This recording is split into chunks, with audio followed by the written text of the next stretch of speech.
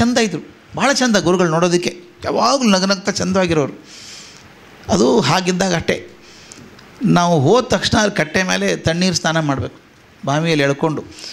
ಸಣ್ಣವರಿದ್ದರೆ ನಮ್ಗೆ ಎಳ್ಕೊಳ್ಳೋಕೆ ಹೆದರಿಕೆ. ಆ ದೊಡ್ಡ ಹುಡುಗರು ಇರ್ತಾರಲ್ಲ, ಅವ್ರ ಮೇಲೆ ಖುಷಿಯಿಂದ ಎಳೆದು ಹಾಕೋರು ನಮ್ಮ ತಲೆ ಮೇಲೆ. ದೊಡ್ಡ ಹುಡುಗರು ಇರ್ತಿದ್ದಾರಲ್ಲ, ಆಶ್ರಮಕ್ಕೆ ಬರೋರು, ಗುರುಕುಲಕ್ಕೆ ಬರೋರು, ಬಾರೋ ಬಾರೋ ಅಂತ ಕರೆದು ನಾವು ಅಂತ ಮತ್ತಿಷ್ಟು ಖುಷಿ ಅವರಿಗೆ. ಹೇಳೋದು ತಮಗೆ ತಲೆ ಹಾಕಬೇಕು. ಒದ್ದೆ ಪಂಚೆ ಉಟ್ಕೊಂಡು ಗುರುಗಳ ಮುಂದೆ ಕೂಡಬೇಕು ನಾವು. ಅಲ್ಲಿಂದ ಶುರು ಪಾಠ. ಮೊದಲು ಸಣ್ಣ ಸಣ್ಣ ಸ್ತೋತ್ರ, ವೆಂಕಟೇಶ್ ಸ್ತೋತ್ರ ಶುರು ಆಗಬೇಕು. ಎಲ್ಲ ಕಲಿಸಿ ಸ್ವಲ್ಪ ಮೇಲೆ ಹೋದ್ಮೇಲೆ ಉಪನಿಷತ್ ಪಾಠ ಶುರು ಆಗಬೇಕು. ಹಿಂಗೆ ಬೇರೆ ಬೇರೆ ಕೋಣೆ ಮಾಡಿದರು. ಅವಾಗ ನಮಗೆ ಗೊತ್ತಾಗ್ತಿರ್ಲಿಲ್ಲ, ಬಡತನ ಅದು ಅರ್ಥನೇ ಆಗ್ತಿರಲಿಲ್ಲ. ಈಗ ಅರ್ಥ ಆಗುತ್ತೆ ನಮ್ಮ ಮೇಷ್ಟ್ರಿಗೆ ಎಷ್ಟು ಕಷ್ಟ ಇತ್ತು ಅಂತ. ದೊಡ್ಡ ಮನೆ, ಹಳೆಯ ಮನೆ, ಒಂದೊಂದು ಕೋಣೆ ಒಂದೊಂದಕ್ಕೆ ಇಟ್ಬಿಟ್ಟಿದ್ರು ಅವರು. ಸ್ತೋತ್ರ ಮಾಡೋ ಮಕ್ಕಳಿವರು, ಉಪನಿಷತ್ ಮಕ್ಕಳಿವರು. ಅದಾದಮೇಲೆ ಇಲ್ಲಿ ವೇದಗಳಾಗೋದು, ಬ್ರಹ್ಮಸೂತ್ರ ಆಗುವಂಥದ್ದು ಬೇರೆ ಬೇರೆ. ಅಲ್ಲಿ ಯಾವಾಗಲೂ ಇದಾಗ್ತಿರ್ಬೇಕು, ಅಗ್ದೆ ಕುಂಡ ಇರಬೇಕು, ಯಾವಾಗಲೂ ಇದು ಮಾಡ್ತಾನೆ ಇರಬೇಕು ಕಂಟಿನ್ಯೂಸ್ ಆಗಿ. ಅದೆಲ್ಲ ನಡೀತಾ ಇರೋದು ಸತತವಾಗಿ. ನಾವು ವರ್ಷಕ್ಕೊಂದು ಸಲ ನಮ್ಮ ಅಜ್ಜ ಬಂದು ಗುರುಪೂಜಾ ಅಂತೇನೋ ಮಾಡಿಸೋನು ನಮ್ಮ ಕಡೆ ನಮಸ್ಕಾರ ಮಾಡಿ ಅದು ಧೋತ್ರ ಪಂಚೆ ಏನೋ ಕೊಡ್ತಿದ್ರು, ಸೀರೆ ಕೊಡ್ತಿದ್ರು ಗುರುಪತ್ನಿಗೆ. ಅದು ಏನು ಕೊಡ್ತಿದ್ನೋ ಗೊತ್ತಿಲ್ಲ ನನಗೆ. ಅವ್ರು ಯಾವುದೂ ಕೇಳ್ತಿರ್ಲಿಲ್ಲ ನಮ್ಮನ್ನು. ನಾವು ಪಂಚೆ ಉಟ್ಕೊಂಡು ಮುಂದೆ ಕೂಡ್ತಿದ್ವಾ, ನೆನೆಸ್ಕೋಬೇಕು ನೀವು.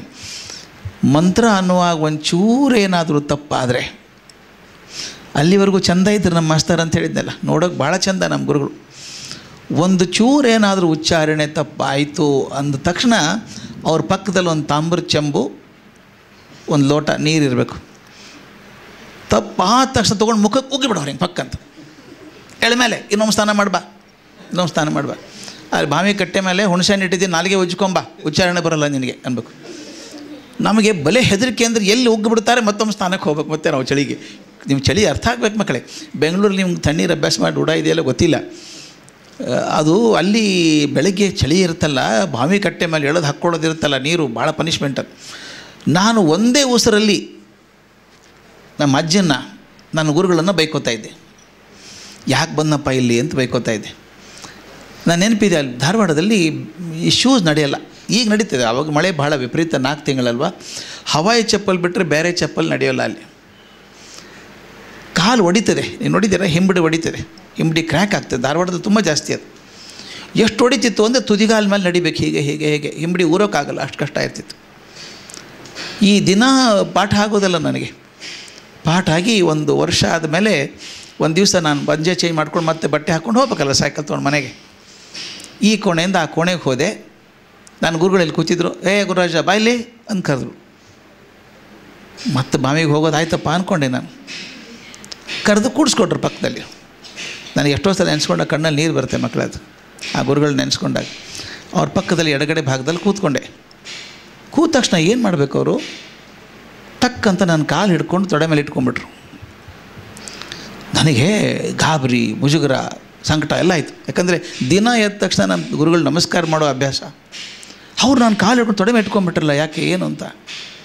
ಎಷ್ಟು ಕಾಲು ಹೊಡೆದವಲ್ಲೋ ಅವರು, ಕಾಲು ಎಷ್ಟು ಹೊಡೆದವಲ್ಲೋ, ಏನು ಹಚ್ಕೊಂಡಿಲ್ಲೇನೋ ಅಂದರು. ಇನ್ನೊಬ್ಬ ಹುಡುಗಿ, ಅಲ್ಲಿ ತೊಗೊಂಬರೋ ಸೋಲ್ಮೇಣ ಇಟ್ಟಿದ್ದೀನಿ ಅಂದರು. ಒಂದು ಸೋಲ್ಮೇಣ ಅಂತ ಬರ್ತದೆ, ಆ ಮೇಣದಲ್ಲಿ ಹರಳೆಣ್ಣೆ ಹಾಕಿ ಕಾಸಿ ಇಟ್ಟಿರ್ತಾರೆ, ಅದೇ ಒಂದು ಸೊಲ್ಯೂಷನ್ ಅದಕ್ಕೆ. ಅದನ್ನು ತರಿಸಿದೆ, ಬಟ್ಲಲ್ಲಿ ಹಾಕಿಟ್ಟಿರ್ತಿದ್ರು. ತಂದು ನಿಮ್ಮ ಕಣ್ಣು ಮುಂದೆ ಬರಬೇಕು ಚಿತ್ರ ಅದು. ನನ್ನ ಗುರುಗಳೇ ಅದನ್ನು ತೊಗೊಂಡು ಕಾಲಲ್ಲೆಲ್ಲ ಹಚ್ಚಿದ್ರು, ಪೂರ್ತಿ ಹಿಂಬಡಿಗೆಲ್ಲ ತುಂಬಿ ಹಚ್ಚಿ ಮೃದುವಾಗಿ ಒತ್ತಿ, ಕಾಲು ಒತ್ತಿ, ಆ ಕಾಲು ಕೊಡು ಅದಕ್ಕೆ ಹಚ್ಚಿದ್ರು. ನಾನು ಹಚ್ಕೋತೀನಿ ಅಂದೆ, ಬೇಡ ಕೊಡು ಇಲ್ಲಿ ಹಚ್ಚಿದ್ರು. ನನಗೆ ಕಣ್ಣೀರು ಬಂದುಬಿಡ್ತು. ದಿನ ನಾವು ನಮಸ್ಕಾರ ಮಾಡುವಂಥ ಗುರುಗಳು ನನ್ನ ಕಾಲು ಹಿಡ್ಕೊಂಡು ತೊಡೆ ಮೇಲೆ ಇಟ್ಕೊಂಡ್ರೆ ಹೇಗೆ ಅನಿಸುತ್ತೆ ನಿಮಗೆ? ಮುಜುಗರ, ಕಷ್ಟ ಎಲ್ಲ ಆಗ್ತಾಯಿತ್ತು. ಅಷ್ಟೆಲ್ಲ ಆದಮೇಲೆ ಕೇಳಿದರು, ಅಲ್ಲೋ ನಿನ್ನ ಮುಖಕ್ಕೆ ನೀರು ಉಗ್ಗಿ ಸ್ನಾನ ಮಾಡಬಾ ಅಂದಾಗ ಸಿಟ್ಟು ಬರ್ತದಿಲ್ಲೋ ಅಂದರು. ಬರ್ತದೆ ಅಂತ ಹೇಳೋದು ಹೇಗೆ? ಹೌದು ಇಲ್ಲ ಅಂತ ಎರಡೂ ಹೇಳಿದೆ ಅಲ್ವಾ. ಹೌದು ಅಂದರೆ ಬೇಜಾರಾಗ್ತದೆ, ಇಲ್ಲ ಅಂದರೆ ಸುಳ್ಳು ಹೇಳ್ದಂಗೆ ಆಗ್ತದೆ. ಎರಡೂ ಗುಣ ಹಾಕಿದೆ, ಇಲ್ಲ ಹೌದು ಅಂತ. ಕಣ್ಣೀರು ಬಂದಿತ್ತಲ್ಲ. ಅವ್ರಂದ್ರೆ ಹೌದು ಸಿಟ್ಟು ಬರ್ತದೆ, ನನಗೆ ಗೊತ್ತದೆ ಸಿಟ್ಟು ಬರ್ತದೆ ಅಂಥೇಳಿ. ಆದ್ರೆ ಬೈಕೋಬೇಡ, ಸರಿಯಾಗಿ ಕಲಿ. ಅವ್ರು ಹೇಳಿದ ಮಾತು ಇವತ್ತಿಗೂ ಮರೆಯೋಕ್ಕೆ ಸಾಧ್ಯ ಇಲ್ಲ ನಾನು. ಅವ್ರು ಹೇಳಿದರು, ಮುಂದೆ ನಿನಗೆ ಬೇಡ ಅಂದರೂ ವಿಜ್ಞಾನ ನೀನು ಬಿಡೋಲ್ಲ. ಏನು? ಮುಂದೆ ಬೇಡ ಅಂದರೂ ವಿಜ್ಞಾನ ನೀನು ಬಿಡೋಲ್ಲ, ಇದು ಬೇಕು ಅಂದರೂ ಸಿಗಲ್ಲ ಮುಂದೆ, ಅದಕ್ಕಿಂತ ಸರಿಯಾಗಿ ಹಿಡ್ಕೋ ಅಂದರು. ಆವತ್ತು ನನಗೆ ಎಷ್ಟು ಅರ್ಥ ಆಗಿತ್ತೋ ಗೊತ್ತಿಲ್ಲ. ಆದರೆ ಇವತ್ತಿಗೆ ಕೂಡ ಅವರೇ ಇಬ್ಬರು, ನನ್ನ ಅಜ್ಜ, ನನ್ನ ಗುರುಗಳು, ನನ್ನ ಅಶ್ವಿನಿ ದೇವತೆಗಳಂಗೆ ಕಾಯ್ದಿದ್ದಾರೆ ಇದುವರೆಗೂ. ಯಾಕಂದರೆ ಅವಾಗ ಕಲಿಸಿದ್ದಿಲ್ಲ ಅಂದರೆ ಅವು ಕಲ್ತಿಲ್ಲದೆ ಹೋಗಿದ್ದರೆ ನನಗೆ ಉಪನಿಷತ್ ಪಾಠದ ವಾಸನೆ ಕೂಡ ಇರ್ತಿರಲಿಲ್ಲ. ನಾನು ಬೆಳೆದಿರೋದೇ ಬೇರೆ ವಾತಾವರಣದಲ್ಲಿ. ಆದ್ದರಿಂದ ನಮ್ಮ ಅಜ್ಜನಿಗೆ ಯಾಕೆ ಕೃತಜ್ಞತೆ ಅಂದರೆ ಅಲ್ಲಿ ಕರ್ಕೊಂಡು ಹೋದ ಅಂತ. ನಿಮ್ಮ ತಂದೆ ತಾಯಿಗೆ ನೀವು ಕೃತಜ್ಞರಾಗಿರಬೇಕು. ಯಾಕಂದರೆ ಇಂಥ ವಾತಾವರಣಕ್ಕೆ ಹಾಕಿದ್ದಾರೆ. ಬೇರೆ ಕಡೆ ಹಾಕಿದರೆ ನಿಮಗೆ ಇದು ಬರ್ತಾನೆ ಇರಲಿಲ್ಲ. ನಿಮ್ಮಲ್ಲಿ ಎಷ್ಟು ಜನಕ್ಕೆ ಭಗವದ್ಗೀತೆ 18 ಅಧ್ಯಾಯ ಬರುತ್ತೆ? 18 ಅಧ್ಯಾಯ ಬರುವಂಥವ್ರು ಎಷ್ಟು ಜನ ಇದ್ದೀರಿ? ನೋಡಿ, ಇಷ್ಟೊಂದು ಜನಕ್ಕೆ ಬರುತ್ತೆ. ಒಂದು 6-7 ಅಧ್ಯಾಯ ಬರೋರು ಸುಮಾರು ಇರಬೇಕಲ್ಲ, ಎಲ್ಲರೂ ಇರಬೇಕಲ್ಲ, ಎಲ್ರಿಗೂ ಬರ್ತಿರ್ಬೇಕು ಅಲ್ವಾ? ಕಲ್ಪನೆ ಮಾಡಿ ನೋಡಿ, ನಿಮ್ಮ ಸ್ನೇಹಿತರು ಬೇರೆ ಸ್ಕೂಲಲ್ಲಿದ್ದಾರೆ, ಅವ್ರಿಗೆ ಬರ್ತಾ ಅದು? ಇಲ್ಲ, ಮೊದಲನೇ ಶ್ಲೋಕನೇ ಬರಲ್ಲ. ಆದ್ದರಿಂದ ಬರೀ ಶ್ಲೋಕ ಬಂದರೆ ಪ್ರಯೋಜನ ಅಲ್ಲ, ಒಂದು ಅರ್ಥ ಹೇಳಬೇಕು ನಾನು ನಿಮಗೆ. ನನಗೂ ಅಷ್ಟೋ ಸಲ ನಮ್ಮ ಗುರುಗಳನ್ನು ಕೇಳಿದೆ, ನೀವು ಬರೀ ನಮ್ಮ ಬಾಯ್ಪಾಠ ಮಾಡಿಸ್ತೀರಿ, ಮಂತ್ರ ಹೇಳಿಸ್ತೀರಿ, ಏನು ಪ್ರಯೋಜನ? ಅರ್ಥ ಆಗಲ್ಲಲ್ಲ. ಸುಮ್ಮನೆ ಬಾಯ್ಪಾಠ ಮಾಡಿದ್ರೆ ನಾವು ಲ್ಯಾಟಿನೂ ಭಾಷಣ ಬಾಯ್ಪಾಠ ಮಾಡ್ಬೋದು, ಹಾಗೆ ಗ್ರೀಕೂ ಬಾಯ್ಪಾಠ ಮಾಡ್ಬೋದು, ಏನು ಪ್ರಯೋಜನ ಆಯಿತು ಅಂತ. ನಾನು ಮೇಷ್ಟ್ರನ್ನು ಚೆನ್ನಾಗಿ ಹೇಳಿದರು, ಈಗ ಮೊದಲು ಬಾಯ್ಪಾಠ ಮಾಡು, ಆಮೇಲೆ ಹೃದಯ ಪಾಠ ಆಗ್ತದೆ ಅದು ಅಂದರು. ನನಗೆ ನಿಜವಾಗ್ಲೂ ಅರ್ಥ ಆಗಿರಲಿಲ್ಲ ಅವ್ರೇನು ಹೇಳ್ತಾರೆ ಅಂತ. ಮುಂದೆ ಚೂರು ಸಂಸ್ಕೃತ ಕಲ್ತ್ಕೊಂಡ್ಮೇಲೆ ದೊಡ್ಡವನಾದಮೇಲೆ UGC ಅಂತ ಒಂದಿದೆ, ಯೂನಿವರ್ಸಿಟಿ ಗ್ರಾಂಟ್ಸ್ ಕಮಿಷನ್ ಅಂತ, ಅದಕ್ಕೆ ಮೆಂಬರ್ ಆಗಿದ್ದೆ ನಾನು.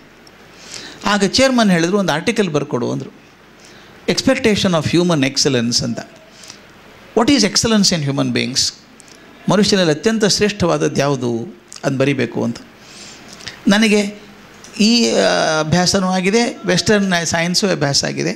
ವೆಸ್ಟರ್ನ್ ಸೈನ್ಸ್ ಪ್ರಕಾರ ಕೂತ್ಕೊಂಡು ಬರದೆ ಎಕ್ಸಲೆನ್ಸ್ ಅಂದರೆ ಏನು, ಅದು ಇದು ಅಂದ್ಕೊಂಡೇನೋ ಒಂದು 10 ಪೇಜ್ ಬರದೆ ಸಮಾಧಾನ ಆಗಲಿಲ್ಲ, ಹರಿದಾಕ್ರೆ. ದಿನ ರಾತ್ರಿ ಊಟ ಆದಮೇಲೆ ಮನೆ ಮೇಲೆ ಅಡ್ಡಾಡೋದು ಅಭ್ಯಾಸ ನನಗೆ, ಟೆರೆಸ್ ಮೇಲೆ ಅಡ್ಡಾಡ್ತಿರ್ತೀನಿ.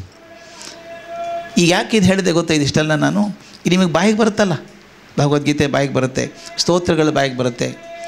ಇದು ಬಾಯಿಗೆ ಬರೋದು ಯಾಕೆ ಒಳ್ಳೆಯದು ಗೊತ್ತಾ? ಮುಂದಿನ ದೊಡ್ಡವರಾದಮೇಲೆ ನಿಮ್ಮ ಪ್ರಯತ್ನ ಇಲ್ಲದೇ ಬಾಯಿಗೆ ಬರ್ತದೆ. ಇದು ಚಿಕ್ಕಂದಿನ ವಿದ್ಯೆ ಚೂಡಾರತ್ನ ಅಂತ. ಈಗ ಕಲ್ತದ್ದು ಯಾವಾಗಲೂ ಉಳ್ಕೊಳ್ಳುತ್ತೆ, ಆಮೇಲೆ ಕಲ್ತದ್ದು ಮರೆತು ಹೋಗ್ಬಿಡುತ್ತೆ. ಇದು ಮರೆಯೋದೇ ಇಲ್ಲ, ನಿಮಗೆ ಯಾವತ್ತೂ ಮರೆಯೋಲ್ಲ. ನಾನು ಹಾಗೆ ಟೆರೆಸ್ ಮೇಲೆ ಅಡ್ಡಾಡ್ತಾ ಇದ್ದೆ, ತಲೆಯಲ್ಲಿ ಕೊರಿತಾ ಇತ್ತದು, ಹ್ಯೂಮನ್ ಎಕ್ಸಲೆನ್ಸ್ ಬಗ್ಗೆ ಆರ್ಟಿಕಲ್ ಬರೆಯೋಕ್ಕಾಗಿಲ್ಲ ಇನ್ನೂ ಅಂಥೇಳಿ. ಏನು ಅಡ್ಡಾಡ್ತಿರ್ಬೇಕಾದ್ರೆ ಸಡನ್ನಾಗಿ ಯಾವುದೋ ಒಂದು ಛಾಂದೋಗ್ಯದ ಮಾತು ಬಾಯಿಗೆ ಬಂದುಬಿಡ್ತು. ನನ್ನ ಗುರುಗಳ ಮುಖಾನ್ ಪಾಠ ಆದದ್ದು ಆವಾಗ, ಯದೇವ ವಿದ್ಯೆಯ ಕರೋತಿ ಶ್ರದ್ಧೆಯ ಉಪನಿಷದ ತದೇವ ವೀರ್ಯವತ್ತರಂ ಭವತಿ ಅಂತ ಒಂದು ಮಾತು ಬಂತು. ಅದೇ wait a minute what does it say, ಅದೇನು ಹೇಳುತ್ತೆ ನೋಡೋಣ ಅಂದ್ಕೊಂಡು ಹಾಗೆ ಅಡ್ಡಾಡ್ತಾನೆ. ಅದೊಂದೇ ಶ್ಲೋಕ ವಿಚಾರ ಮಾಡ್ತಾ ಏನೋ ಅನ್ನಿಸ್ತು ನನಗೆ. ಸರಿ ಅಂದೆ. ನಾನು ಹೇಳ್ತಿದ್ದೀನಿ, ಬಾಗಿಲು ಹಾಕೊಂಡು ಮಲ್ಕೊ ಅಂತೇಳಿ ಹೊರಗಡೆ ಚೇರ್ ಎಳ್ಕೊಂಡೆ, ಹೊರಗಡೆ ಟೆರೆಸ್ ಮೇಲೆ ಲೈಟ್ ಹಾಕ್ಕೊಂಡು ಕೂತ್ಕೊಂಡು ಸುಮಾರು ರಾತ್ರಿ 11ಕ್ಕೆ ಶುರು ಮಾಡಿದವನು, ಬೆಳಗ್ಗೆ 4 ಗಂಟೆ ಹೊತ್ತಿಗೆ ಆರ್ಟಿಕಲ್ ರೆಡಿ ಆಯಿತು. ಪೂರ್ತಿ ಆರ್ಟಿಕಲ್ ಬರೆದು ಕಳಿಸ್ಬಿಟ್ಟೆ, ಏನು ಕರೆಕ್ಷನ್ ಕೂಡ ಮಾಡಲಿಲ್ಲ.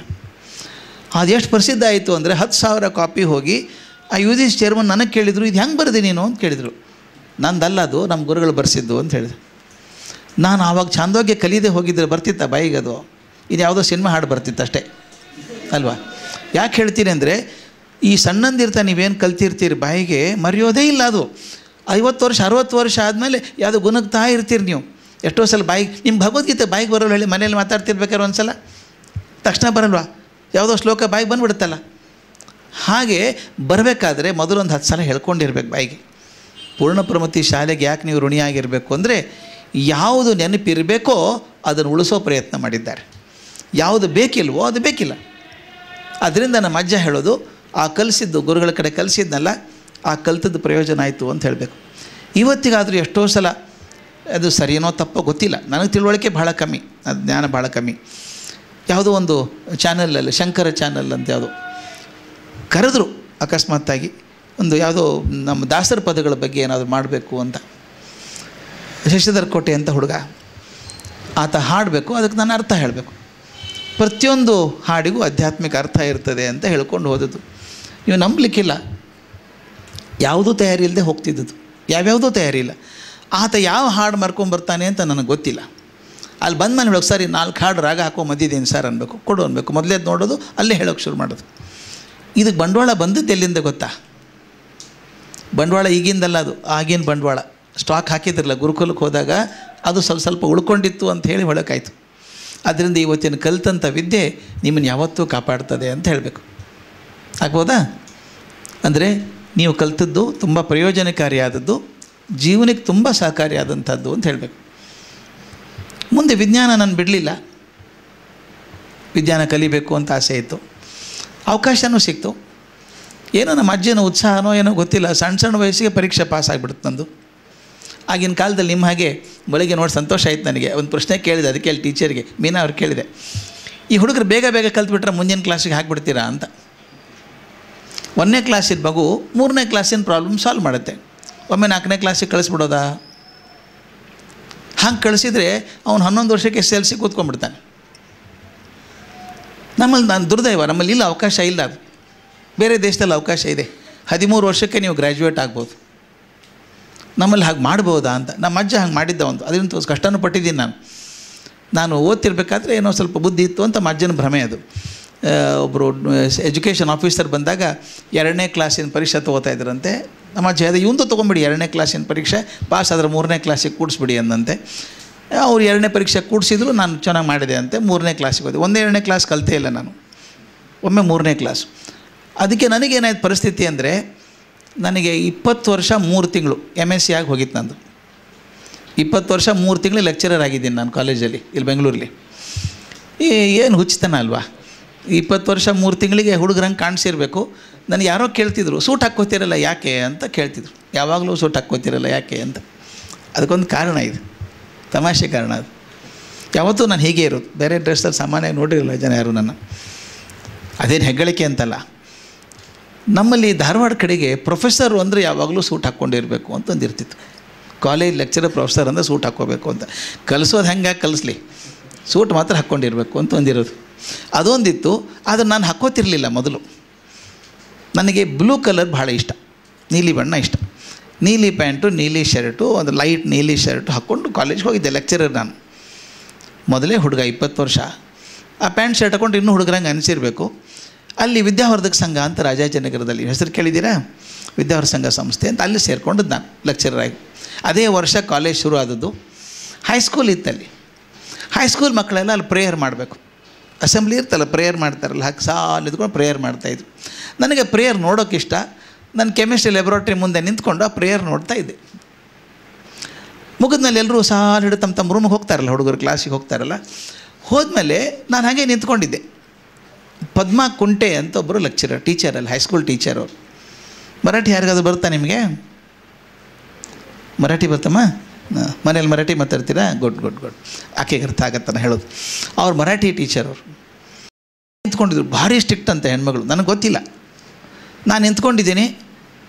ಏಯ್ ಈ ಕಡೆ ಏರೇ ಬೇಡ ಅಂದರು. ಹುಚ್ಚ ಬಾಯಿಲಿ ಅಂದಂಗೆ. ನನಗೆ ಯಾಕೆ ಕರೀತಾರೆ ಇವರು ಅಂತ ಯಾರಿಗೆ ಕೇಳ್ತೀನಿ, ನಿಮಗೆ ಬಾಯಿಲಿ ಅಂತ ಕರೆದ್ರು. ನಾನು ಹುಡುಗರಂಗೆ ಕಾಣಿಸಿರ್ಬೇಕು, ಹೋದೆ. ಕ್ಲಾಸಿಗೆ ಹೋಗೋ, ಇಲ್ಲಾಕೆ ನಿಂತ್ಕೊಂಡಿದ್ಯಾ ಅಂದರು. ನಾನು ಅಂದೆ, ನಾನು ಕ್ಲಾಸ್ ಇಲ್ಲ, ನನ್ನ ಕ್ಲಾಸ್ ಇನ್ನೊಂದು ತಾಸು ಲೇಟ್ ಇದೆ ಅಂದೆ. ಏನು ಲೇಟ್ ಅಂದರೆ, ಹೋಗಿ ಕ್ಲಾಸಿಗೆ ಹೋಗು, ಬೆಲ್ಲಾಗಲಿಲ್ಲ ಅಂದರು. ನಾನು ಹೇಳಿದೆ, ನಾನು ಇಲ್ಲಿ ಸ್ಟೂಡೆಂಟ್ ಅಲ್ಲ, ನಾನು ಲೆಕ್ಚರರು ಅಂದೆ. ಏನು ಲೆಕ್ಚರರ ಗೊತ್ತೇ ಆಗಲ್ಲ ಅಂದು. ಗೊತ್ತಾಯ್ತಾ? ಗೊತ್ತಾಗಲ್ಲ ಅಂದರು. ದುರ್ದೈವಕ್ಕೋ ಸುದೈವಕ್ಕೋ ಆ ಶಾಲೆ ಯೂನಿಫಾರ್ಮು ಅದೇನೆ, blue pant, light blue shirt. ಆವಾಗ ವಿದ್ಯಾವರ್ಧಕ ಸಂಘದ್ದು. ಅದಕ್ಕೆ ಅನ್ನಿಸ್ತು, ಇನ್ನು ಹುಡುಗರು ಹಂಗೆ ಕಾಣಿಸಿದ್ರೆ ಚೆನ್ನಾಗಿರಲ್ಲ. ಆಕೆನೋ ಟೀಚರು ಏರೇಬೇಡ ಅಂದರು. ಕರೆಕ್ಟು, ಹುಡುಗರು ಅಂದ್ಬಿಟ್ರೆ ನನಗೆ ಅಂತ ಹೇಳಿ ಅವತ್ತು ಹೋಗಿ ಕೋಟ್ ಹೊಲ್ಸ್ಕೊಂಡು ಹಾಕ್ಕೊಂಬಂದೆ. ಆದರೆ ಹುಡುಗ ಅಲ್ಲ ಅಂತ ಗೊತ್ತಾಗಲಿಕ್ಕೆ ಅಂತ ಹಾಕ್ಕೊಂಡತ್ತು. ಅದು ಅಭ್ಯಾಸ ಆಗೋಯ್ತು, ಹಾಗೆ ಉಳ್ಕೊಂಡ್ಬಿಡ್ತು. 43 ವರ್ಷ ಆಯಿತು ಮಕ್ಕಳಿಗೆ ಪಾಠ ಮಾಡ್ತಾಯಿದ್ದು, ಕಾಲೇಜ್ ಮಕ್ಕಳಿಗೆ. ಭಾಳ ವರ್ಷ ಕಾಲೇಜ್ ಮಕ್ಕಳಿಗೆ ಮಾಡಿದೆ. 25 ವರ್ಷ ಮಾಡಿದೆ. ಕಾಲೇಜ್ ಲೆಕ್ಚರರ್ಸು, ಯೂನಿವರ್ಸಿಟಿಗೆ, ಬೇರೆ ದೇಶದಲ್ಲಿ, ಅಮೇರಿಕಾದಲ್ಲಿ ಪಾಠ ಮಾಡಿದ್ದು, ಜಪಾನಲ್ಲಿ ಪಾಠ ಮಾಡಿದ್ದು, ವಾಪಸ್ ಇಲ್ಲಿ ಬಂದದ್ದು ಎಲ್ಲ ಕಲ್ಕೊಂಡು ಆದಮೇಲೆ ಅನ್ನಿಸ್ತು, ದೇವ್ರ ದಯ, ಒಂದು ಸಲ ಸಾಕು ಅನಿಸ್ಬಿಡ್ತು. 97ನೇ ಇಸ್ವಿಗೆ ವೈಸ್ ಚಾನ್ಸಲರ್ ಆಗಬೇಕು ಅಂತ CNR ರಾವ್ ಇದ್ದಾರಲ್ಲ, ಕೇಳಿದ್ದೀರಾ? CNR ರಾವ್, ಭಾರತ ರತ್ನ. ಅವ್ರ ಜೊತೆಗೆ ನಾನು ಸ್ವಲ್ಪ ರಿಸರ್ಚು ಮಾಡಿದ್ದೀನಿ. ಒಂದು ಪೇಪರ್ ಇದೆ ನನಗೆ ಅವ್ರ ಜೊತೆಗೆ. ಅವ್ರಿಗೇನು ಅನ್ನಿಸ್ತೋ ಗೊತ್ತಿಲ್ಲ, 97ನೇ ಇಸ್ವಿಗೆ ಕರ್ನಾಟಕ ಯೂನಿವರ್ಸಿಟಿಗೆ ವೈಸ್ ಚಾನ್ಸಲರ್ ಆಗಬೇಕು ಅಂತ ನನ್ನ ಹೆಸರು ಕಳಿಸ್ಬಿಟ್ರು. ಸರ್ಚ್ ಕಮಿಟಿ ಅವರೊಬ್ಬರೇ, ಸಿಂಗಲ್ ಒನ್ ಮ್ಯಾನ್ ಕಮಿಟಿ ಅವರು. ಅವ್ರು ಸುಮ್ಮನೆ ಇರೋರಲ್ಲ, ನೇರ ಮನುಷ್ಯ. ನೋಡಿ, ನಿನ್ನ ಹೆಸರು ಕಳಿಸಿದ್ದೀನಿ, ಹೋಗು ಅಂದರು. ನನಗೆ ಬೇಡ ಸರ್ ಅಂದೆ. ನೀನೇ ಹೋಗಿ ಹೇಳಿ ಗವರ್ನರ್ ಬೇಡ ಅಂತ ಹೇಳು. ನಾನು ಗವರ್ನರ್ ಹೇಳಿ ಕಳಿಸಿದ್ರು, ಹೋದೆ. ನಾನು ವೈಸ್ ಚಾನ್ಸಲರ್ಶಿಪ್ ಬೇಡ ಅಂದೆ. ನೀವು ಮೂರ್ಖರಿದ್ದೀರಿ ಅಂದರು. ಹೌದು ಒಂದೇ, ವೈಸ್ ಚಾನ್ಸಲರ್ ಆಗಬೇಕು ಅಂತ ವಸೀಲಿ ತೊಗೊಂಬರ್ತಾರೆ ಜನ ಎಲ್ಲ, ನೀವು ಬೇಡ ಅಂತಿರಲ್ಲ ಅದು. ನಾನು ಯಾರಿಗೆ ಆಸೆ ಇದೆ ಅವ್ರು ಕೊಡ್ರಪ್ಪ, ನನಗೆ ಗಂಟು ಬಿದ್ದಿದ್ದೀರ, ನಾನು ಬೇಡ ಇದು ಅಂತ ಹೇಳಿದೆ. ಎಲ್ಲರೂ ಶಾಲೆ ಬಿಟ್ಟು ಕಾಲೇಜಿಗೆ ಹೋಗ್ತಾರೆ ಬೆಳವಣಿಗೆ ಆಗಬೇಕು ಅಂತ. ನಾನು ರಿವರ್ಸ್ ಮಾಡಿದ್ದು. ಕಾಲೇಜ್ ಪ್ರಿನ್ಸಿಪಲ್ ಆಗಿದ್ದೆ. ಭಾಳ ಸಣ್ಣ ವಯಸ್ಸಿಗೆ ಪ್ರಿನ್ಸಿಪಲ್ ಆದದ್ದು. 28 ವರ್ಷಕ್ಕೆ ಕಾಲೇಜ್ ಪ್ರಿನ್ಸಿಪಲ್ ಆಗಿದ್ದೆ ನಾನು. ಎಲ್ಲರೂ ಅಂದರು ಶಾಲೆ ಮುಳುಗಿ ಹೋಗ್ಬಿಡುತ್ತೆ ಕಾಲೇಜಿದು, ಸಣ್ಣ ಹುಡುಗನ ಪ್ರಿನ್ಸಿಪಾಲ್ ಮಾಡಿದ್ದಾರೆ, ಏನು ಬರುತ್ತೆ ಅವನಿಗೆ ಅಂದರು. ಆದರೆ MPL ಶಾಸ್ತ್ರಿಗಳು ಮಾತ್ರ ಹೇಳಿದರು ಶಾಲೆ ತುಂಬ ಚೆನ್ನಾಗಿ ಬೆಳೀತದೆ ಅಂತ. ತುಂಬ ಚೆನ್ನಾಗಿ ಬೆಳೀತು ಕಾಲೇಜು, ತುಂಬ ಚೆನ್ನಾಗಿ ಬೆಳೀತು. ಆ ಕಾಲೇಜ್ ಪ್ರಿನ್ಸಿಪಾಲ್ಶಿಪ್ ಬಿಟ್ಟು ಶಾಲೆಗೆ ಹೋದೆ, ಶಾಲೆ ಪ್ರಿನ್ಸಿಪಾಲ್ ಅಂತ. ನೀವು ಜೈನ್ ಇಂಟರ್ನ್ಯಾಷನಲ್ ರೆಸಿಡೆನ್ಷಿಯಲ್ ಸ್ಕೂಲ್ ಅಂತ ಕೇಳಿದ್ದೀರ ಮಕ್ಕಳೇ, ಕನಕಪುರ ರಸ್ತೆಯಲ್ಲಿದೆ. ಅಲ್ಲಿ ನಾನೇ ಮೊದಲನೇ ಪ್ರಿನ್ಸಿಪಾಲು, ಡೈರೆಕ್ಟ್ರು ಅಂತ ಹೋದದ್ದು.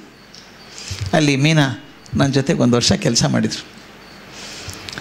ಅಲ್ಲಿ ಪ್ರಿನ್ಸಿಪಾಲ್ ಆಗಿದ್ದಾಗ ನನಗೆ ಮಕ್ಕಳಿಗೆ ಅಭ್ಯಾಸ ಮಾಡಿ ಗೊತ್ತೇ ಇಲ್ಲ, ನಿಜ ಹೇಳಬೇಕು. ಮಕ್ಕಳಿಗೆ ಪಾಠ ಮಾಡೇ ಗೊತ್ತಿಲ್ಲ ನನಗೆ ಯಾವತ್ತು. ತೀರಾ ಸಣ್ಣ ಕ್ಲಾಸು ಅಂದರೆ ಫಸ್ಟ್ ಇಯರ್ ಡಿಗ್ರಿ ಪಾಠ ಮಾಡಿದ್ದು. ಒಮ್ಮೆ ಹೋಗಿ 8ನೇ ಕ್ಲಾಸಿಗೆ ಪಾಠ ಮಾಡಬೇಕು, ಕೆಮಿಸ್ಟ್ರಿ ಪಾಠ ಮಾಡಬೇಕು ಅಂದರು. ಟೆಕ್ಸ್ಟ್ ಬುಕ್ ತೊಗೊಂಡು ನೋಡ್ತೀನಿ, ಕೆಮಿಸ್ಟ್ರಿನೇ ಇಲ್ಲ ಅದರೊಳಗೆ, ಏನೇನೂ ಕೆಮಿಸ್ಟ್ರಿ ಇಲ್ಲ ಅದರೊಳಗೆ. ತಿರ್ಗಾ ಮುರ್ಗ ಮ್ಯಾನ್ಮೇಡ್ ಮಟೀರಿಯಲ್ಸು, ಸಿಂಥೆಟಿಕ್ ಮಟೀರಿಯಲ್ಸು, ಇದು ಕೆಮಿಸ್ಟ್ರಿನ ಇದು? ನೀವು ಮಾಲಿಕ್ಯುಲರ್ ಆರ್ಬಿಟಲ್ ಥಿಯರಿ ಕಲಿಸ್ಬಿಟ್ಟು MSc ಹುಡುಗರಿಗೆ PhD ಹುಡುಗರಿಗೆ ಗೈಡ್ ಮಾಡಿ ಒಂದೇ ಸಲ ಹೇಳ್ತಿ ಬಂದಿದ್ದು ಕೆಮಿಸ್ಟ್ರಿನ ಅನ್ನಿಸ್ತಿಲ್ಲ. ಆಗ ನನಗೆ ಅರ್ಥ ಆದದ್ದೇನು ಗೊತ್ತಾ, PhD ಹುಡುಗರಿಗೆ ಗೈಡ್ ಮಾಡೋದು ತುಂಬ ಸುಲಭ. ಆದರೆ ಅವ್ರಿಗೂ ಗೊತ್ತಿಲ್ಲ, ನಿಮಗೂ ಗೊತ್ತಿಲ್ಲ, ಇಬ್ಬರು ಹುಡುಕ್ತಾ ಇರೋದು, ರಿಸರ್ಚ್ ತಾನೇ ಅದು. MSc ಹುಡುಗರಿಗೆ ಪಾಠ ಮಾಡೋದು ತುಂಬ ಸುಲಭ. BSc ಅವ್ರಿಗೆ ಅಷ್ಟೇನು ಕಷ್ಟ ಅಲ್ಲ. PUC ಅವ್ರಿಗೆ ಸ್ವಲ್ಪ ಕಷ್ಟ. ಹೈಸ್ಕೂಲ್ ಮಕ್ಕಳಿಗೆ ಸ್ವಲ್ಪ ಜಾಸ್ತಿ ಕಷ್ಟ. ನಿಜವಾಗಲೂ ಕಷ್ಟ ಅಂದರೆ ಪ್ರೈಮರಿ ಪ್ರೀ ಪ್ರೈಮರಿ ಮಕ್ಕಳಿಗೆ ಪಾಠ ಮಾಡೋದು ನಿಜವಾಗ್ಲೂ ಕಷ್ಟ ಅದು. ಯಾಕಂದ್ರೆ ನೀವು ಮಗು ಆಗದೊರ್ತು ಮಕ್ಕಳಿಗೆ ಪಾಠ ಮಾಡೋಕ್ಕಾಗಲ್ಲ. ಅಲ್ಲಿ ಹೋದ್ಮೇಲೆ ಅನ್ನಿಸ್ತು, 25 ವರ್ಷ ಸುಮ್ಮನೆ ನಾನು ಹೈಯರ್ ಎಜುಕೇಷನ್ ಕಳೆದುಬಿಟ್ಟೆ, ಪ್ರೈಮರಿ ಸೆಕೆಂಡ್ರಿನೇ ಚೆನ್ನಾಗಿತ್ತು ಅಂತ ಅನ್ನಿಸ್ತು. ಅಲ್ಲಿಂದ ಹಿಡ್ಕೊಂಡು ಈ ಸಂಸ್ಥೆ ಮೇಡಮ್ ಹೇಳಿದ್ರಲ್ಲ ಹಾಗೆ ಸಂಸ್ಥೆ ಮಾಡಿಕೊಂಡು ಟೀಚರ್ಸಿಗೆ ತಯಾರಿ ಮಾಡಬೇಕು, ಹೇಗೆ ಪಾಠ ಮಾಡಿದ್ರೆ ಮಕ್ಕಳಿಗೆ ಬೇಜಾರಾಗೋಲ್ಲ ಆ ರೀತಿ ಪಾಠ ಮಾಡಬೇಕು ಅಂತ ಶುರು ಮಾಡಿದ್ದು. ಅದು ಮಾಡ್ತಾ ಬಂದಿದ್ದೀನಿ. ಇಷ್ಟು ಹೆಜ್ಜೆಗಳು. ಇನ್ನೇನು ಪ್ರಶ್ನೆ ಬೇಕಾದರೂ ಕೇಳ್ಬೋದು, ನೀವು ಏನು ಬೇಕಾದ ಪ್ರಶ್ನೆ ಕೇಳ್ಬೋದು. ಅಥವಾ ನೀವು ಮೇಷ್ಟ್ರ ಆದಾಗ ಒಂದು ಘಟನೆ ಹೇಳ್ಬೋದು, ಬೇಕಾದಷ್ಟು ಘಟನೆ 1000 ಘಟನೆ ಹೇಳ್ಬೋದು. ಟೀಚರ್ಸ್ ಟ್ರೈನ್ ಮಾಡ್ತಾ ಇದ್ದು 15 ವರ್ಷ ಆಯಿತು. ಇದು 16ನೇ ವರ್ಷ. 2001 98ರಿಂದ 2001 ಜೈನ್ ಇಂಟರ್ನ್ಯಾಷನಲ್ ಸ್ಕೂಲಲ್ಲಿದ್ದೆ. 2001ರಿಂದ ಇಲ್ಲಿವರೆಗೂ ಅದೇ ಟೀಚರ್ ಟ್ರೈನಿಂಗ್ ಮಾಡ್ತಾ ಇರೋದು.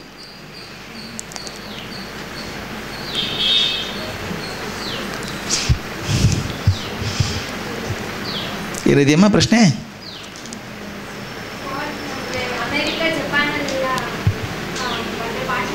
ಹೌದಮ್ಮ. ಹೇಗೆ ಹೋದೆ ಅಂತನಾ? ಅದೊಂದು ವಿಚಿತ್ರ ಘಟನೆ, ಅದು ಹೇಳ್ಬಿಡ್ತೀನಿ. ಅದು ಮತ್ತೊಂದು ಭಾಭಾ ಅಟಾಮಿಕ್ ರಿಸರ್ಚ್ ಸೆಂಟರ್ ಅಂತ ಕೇಳಿದ್ದೀರಾ? ಹೋಮಿ ಭಾಭಾ ಅಂತ ಕೇಳಿರಬೇಕಲ್ಲ, ನಮ್ಮ ಪರಮಾಣು ವಿಜ್ಞಾನದ ಪಿತಾಮಹ ಅಂತ ಕರೀತಾರೆ. ಅವ್ರದ್ದು ಇನ್ಸ್ಟಿಟ್ಯೂಟ್ ಮುಂಬೈದಲ್ಲಿದೆ. ನಾನು ರಿಸರ್ಚ್ ಅಲ್ಲಿ ಮಾಡಿದ್ದು, ಅಲ್ಲಿ ಮತ್ತು ಇಂಡಿಯನ್ ಇನ್ಸ್ಟಿಟ್ಯೂಟ್ ಆಫ್ ಸೈನ್ಸ್ ಅಂತ ಬೆಂಗಳೂರು ಇದೆಯಲ್ಲ, ಅಲ್ಲಿ 2 ಕಡೆ ರಿಸರ್ಚ್ ಮಾಡಿದ್ದು ನಾನು. ಅಲ್ಲಿ ಬಾಂಬೆಗೆ ಹೋದಾಗ ಒಬ್ಬರು ಕಾರ್ಖಾನವಾಲಾ ಅಂತ ಇದ್ದರು. ಅವರು chemistry head, analytical chemistry head. ಭಾರಿ ಶಾರ್ಟ್ ಟೆಂಪರ್ಡ್. ಅಂದರೆ ನೀವು ದೂರ್ವಾಸ ಋಷಿಗಳ ಬಗ್ಗೆ ಕೇಳಿದ್ದೀರಲ್ಲ, ಪುರಾಣದಲ್ಲಿ ದೂರ್ವಾಸ ಋಷಿ ಕೇಳಿದ್ದಿರ್ತಾನೆ.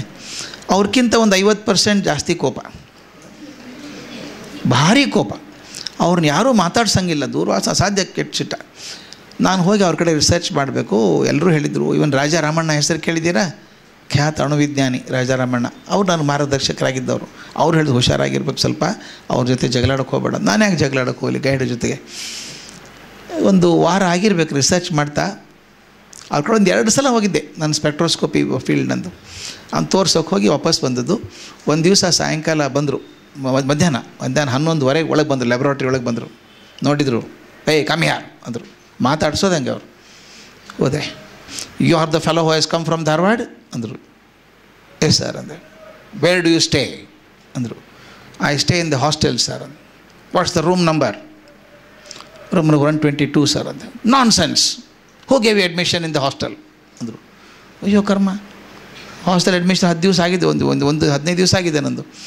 ಹೂ admitted you? Sir applied and got admission. Nonsense ಮಾತದು, ಯೂಸ್ಲೆಸ್ ನಾನ್ ಸೆನ್ಸ್ ಅಂತ ಬೈಯೋರು. Nonsense. Who gave you permission to stay there? What time do you go to lunch ನಾವು ಅಂದರು. 1:30 I will go to lunch sir. Go there, vacate your room and bring your luggage back, you are out of the hostel ನಾವು ಅಂದರು. ಅಯ್ಯೋ ಕರ್ಮ, hostel ಹೊರಗೆ ಬಂದು ಬದುಕೋದಿಲ್ಲ ನಾನು. ಯಾಕೆ ಅಂತ ಕೇಳಂಗಿಲ್ಲ, ಹೇಳಿ ಹೋಗ್ಬಿಟ್ರು ಸರಸರ. ಆಮೇಲೆ ನಾನು ಹಾಸ್ಟೆಲ್ಗೆ ಹೋದಾಗ ವಾರ್ಡನ್ಗೆ ಹೇಳಿದೆ, ಸರ್ ಹಾಸ್ಟೆಲ್ ಖಾಲಿ ಮಾಡ್ತೀನಿ ಸರ್ ನಾನು. ಯಾಕೆ? ಕಾರ್ಖಾನಾವಾಲ ಹೇಳಿದರು ಹಾಸ್ಟೆಲ್ ಖಾಲಿ ಮಾಡಬೇಕು, ಇವ್ರು ಔಟ್ ಆಫ್ ದಿ ಹಾಸ್ಟೆಲ್ ಅಂದರು. ಅಯ್ಯೋ ನೀನು BRCಯಿಂದ ಹೊರಗೆ ಆದಂಗೆ ಆಯ್ತು ಅಂತ, ಬಾಬಾ ಅಟಾಮಿಕ್ಸ್ ಹೊರಗೆ ಹಾಕ್ತಾರೆ ನಿನ್ನ, ರಿಸರ್ಚ್ ಬಂದು ಆದಂಗೆ ಆಯ್ತು ನಿಂದು. ಯಾಕೆ ಅಂತ ಕೇಳಿ, ಗೊತ್ತಿಲ್ಲ, ಕಾರ್ಖಾನಾವಾಲ ಹಾಗೇನೆ ಕೋಪ ಬಂದು ಹೊರಗೆ ಹಾಕಿಬಿಡ್ತಾರೆ ಅವರು. ಹೋದರು, ನಾನು ಏನೂ ಮಾಡಿಲ್ಲ ಪಾಪ. ಬ್ಯಾಕ್ ಮಾಡ್ಕೊಂಡು ಬಂದುಬಿಟ್ಟೆ, ಲ್ಯಾಬ್ರಾಟ್ರಿಗೆ ಬಂದು ಕೂತ್ಕೊಂಡೆ. ಸಾಯಂಕಾಲ 6 ಗಂಟೆಗೆ ಬಂದರು. ವೆರ್ ಈಸ್ ಯುವರ್ ಬ್ಯಾಗ್ ಅಂದರು. ಮರ್ತಿಲ್ಲ ಪ್ರಾಣಿ, ಮರ್ತೇ ಇಲ್ಲ. ಬಂದು ವೆರ್ ಈಸ್ ಯುವರ್ ಬ್ಯಾಗ್ ಅಂದರು. ಅಲ್ಲಿದೆ ಸರ್ ಅಂದೆ. ಹಿಂಗೆ ಕೈ ಮಾಡಿದರು. ಅವ್ನು ಡ್ರೈವರ್ ಬಂದು ತೊಗೊಂಡು ಹೋಗ್ಬಿಟ್ಟ ಬ್ಯಾಗು. ಎಲ್ಲಿ ಹೋದ ಏನೋ ಗೊತ್ತಿಲ್ಲ. Follow me, close water gas ಅಂದರು. ಎಲ್ಲ ಗ್ಯಾಸ್ ವಾಟರ್ ಎಲ್ಲ ಕ್ಲೋಸ್ ಮಾಡಿ ಅವ್ರ ಹಿಂದೆ ಹೊರಟೆ. ಈ ಕುರಿ ಹೋಗ್ತಾ ಹೋದಲ್ಲ ಕಟ್ಕರ್ ಮನೆಗೆ, ಅವ್ರ ಹಿಂದೆ ಹೋದೆ ತಲೆ ಬಗ್ಸ್ಕೊಂಡು. ಮಾತಾಡೋಂಗಿಲ್ಲ, ಅವ್ರ ಹತ್ರ ಮಾತಾಡೋಂಗೇ ಇಲ್ಲ, ಬೆಂಕಿ ಅದು. ಕೆಳಗಡೆ ಕಾರ್ ನಿಂತಿತ್ತು. ಸಿಟ್ ಇನ್ ದ ಫ್ರಂಟ್ ಅಂದರು. ಮುಂದೆ ಕೂತ್ಕೊಂಡೆ ಡ್ರೈವರ್ ಪಕ್ಕ ನಾನು. ಅವ್ರ ಹಿಂದೆ ಕೂತ್ಕೊಂಡ್ರು. ಎಲ್ಲಿ ಕರ್ಕೊಂಡು ಹೋಗ್ತೀರಿ ಅಂತ ಕೇಳೋ ಧೈರ್ಯನೂ ಇಲ್ಲ ನನಗೆ. ಕಾರ್ ಹೋಯ್ತು. ದೊಡ್ಡ ಮನೆ, ಅವ್ರ ಮನೆ ಬಾಂದ್ರಾದಲ್ಲಿ. ಅಲ್ಲಿ ಹೋದರೆ ಮನೆ ಒಳಗೆ ಕರ್ಕೊಂಡು ಹೋದರೆ ಕಮ್ ಇನ್ ಸೈಡ್ ಅಂದರು. ಡ್ರೈವರ್ ಬ್ಯಾಗ್ ತೊಳಗಿಟ್ಟ. ಅವ್ರ ಹೆಂಡ್ತಿ ಬಂದರು. ಅವ್ರು ಹೇಳ್ತಾರೆ, this idiot wants to die in that hostel, useless food there, he is going to stay in my house ನಾವು, he will stay in my house ನಾವು. 4 ತಿಂಗಳು ಅವ್ರ ಮನೇಲಿ ಇದ್ದೀನಿ ಮಕ್ಕಳೇ. ನಾನು ಅವ್ರ ಮನೇಲಿ ಇಟ್ಕೊಂಡ್ರು. ಅವ್ರ ಮಕ್ಕಳಿಲ್ಲ ಅವ್ರಿಗೆ. ಅದು ಯಾಕೆ ಅನ್ನಿಸ್ತೋ ನಾನು ಕರ್ಕೊಂಡು ಹೋಗಬೇಕು ಅಂತ ಗೊತ್ತಿಲ್ಲ. ಮನೇಲಿ ಅವರ ತಾಯಿ ನಾನು ಎಷ್ಟು ಮಾಡ್ಬೇಕ್ರಿ ನಾನು ಮಾಡೋದು, ಮನೇಲಿ ತಾಯಿ ಮಾಡಿದ ಹಾಗೆ ಮಾಡೋದು. ಅವ್ರು ಪಂಜಾಬಿ ಊಟ ಮಾಡೋರು. ಈ ಪರಾಠ ಗಿರಾಟ ಮಾಡ್ತಾರಲ್ಲ, ಸರಿಯಾಗಿ 4 ಪರಾಠ ತಿನ್ನಿಸ್ಬಿಡೋರು ಸಾಯಂಕಾಲ 8 ಗಂಟೆಗೆ. ಖಾ ಬೇಟ ಖಾ ಅನ್ನೋರು. ಖರೆ ಮುಂದೆ ಕೆಲಸ ಮಾಡಬೇಕಲ್ಲ, ನಾನು ಓದಬೇಕಲ್ಲ. ಇವರು ಖಾ ಅಂತ ತಿನ್ನಿಸೋರು. ಊಟ ಆದಮೇಲೆ ಅವರು ಬ್ರಿಂಗ್ ಯುವರ್ ಸ್ಪೆಕ್ಟ್ರೋಸ್ಕೋಪಿ ಅನ್ಬೇಕು. ಅವರು ಈಗ ನಿದ್ದೆ ಬರ್ತದೆ ಕಂಡಾಪಟ್ಟಿ. ಅವರು ಟೇಬಲ್ ಮೇಲೆ ಕೂತ್ಕೊಂಡು ಬ್ರಿಂಗ್ ಯುವರ್ ಸ್ಪೆಕ್ಟ್ರಾ ಅನ್ಬೇಕು, ಡಿಸ್ಕಸ್ ಮಾಡಬೇಕು. ಮಾಡಿ ಓಕೆ ಕಂಪ್ಲೀಟ್ ಬೈ ಟುಮಾರೋ ಅಂಥೇಳಿ ಮಲ್ಕೊಂಬಿಡೋರು. ಅವ್ರು ಹೋಗಿ 10ವರೆಗೆ ಕಂಪ್ಲೀಟ್ ಮಾಡಬೇಕು. ನಾನು ರಾತ್ರಿ ಎಲ್ಲ ಕೂತ್ಕೊಂಡು, ಬೇರೆ ಗತಿ ಇಲ್ಲ ನನಗೆ. ನಿದ್ದೆ ತೂಕಡಿಸ್ಕೊಳ್ಳೋದು. ಈ ಪರಾಠ ಒಂದು ಕಡೆ ಕಾಡುತ್ತೆ, ಸ್ಪೆಕ್ಟ್ರೋಸ್ಕೋಪಿ ಒಂದು ಕಡೆ ಕಾಡುತ್ತೆ. ಓದಿ ಮಾಡಬೇಕು. ಆದರೆ ಯಾಕೆ ಹೇಳಿ ನೆನೆಸ್ಕೋತೀನಿ ಅವ್ರನ್ನ ದೊಡ್ಡವರು ಅಂತಂದರೆ, ರಿಸರ್ಚ್ ಪೇಪರ್ಸ್ ಬರೀಬೇಕು. ನಾವು PhD ಮಾಡಬೇಕಾದ್ರೆ ಪೇಪರ್ಸ್ ಬರೀಬೇಕು ಅಂತ, ಪಬ್ಲಿಕೇಶನ್ ಮಾಡಬೇಕು ಅಂತಿರುತ್ತೆ. ನಿಮ್ಮ ಒಳ್ಳೆ ಪೇಪರ್ ಪಬ್ಲಿಷ್ ಆದಷ್ಟು ನಿಮ್ಮ ಮರ್ಯಾದೆ ಬರುತ್ತೆ. ಮೊದಲನೇ ಪೇಪರ್ ರೆಡಿ ಆಯಿತು, ಬರೆದೆ, ಕೊಟ್ಟೆ. ಅದು ಕರೆಕ್ಷನ್ ಮಾಡಿದರು. Where do you want to send ಅಂತ ಕೇಳಿದರು. ನನ್ನ ಪೇಪರ್ ಮೊದಲೇ ಪೇಪರ್ ಇದು. ಈಗ 3-4 ಲೆವೆಲ್ ಇರ್ತಾವಲ್ಲ ಪೇಪರ್ದು. Number 1 level top class papers ಅವು. Journal of American chemical society ಅಂತಿದೆ, ಜಾಕ್ಸ್ ಅಂತ ಕರಿತೀವಿ ಅದಕ್ಕೆ ನಾವು. ಅಲ್ಲಿ ಒಂದು ಪೇಪರ್ ಆದರೆ ನಿಮ್ಮ PhD ಆದಂಗೆ. ಆವಾಗ ಅಷ್ಟು ದೊಡ್ಡ ಪೇಪರ್ ಅದು. ಅಲ್ಲಿ ಕಳಿಸೋ ಧೈರ್ಯ ನನಗೇ ಇರಲಿಲ್ಲ. ಮೊದಲೇ ಪೇಪರ್ ಇದು.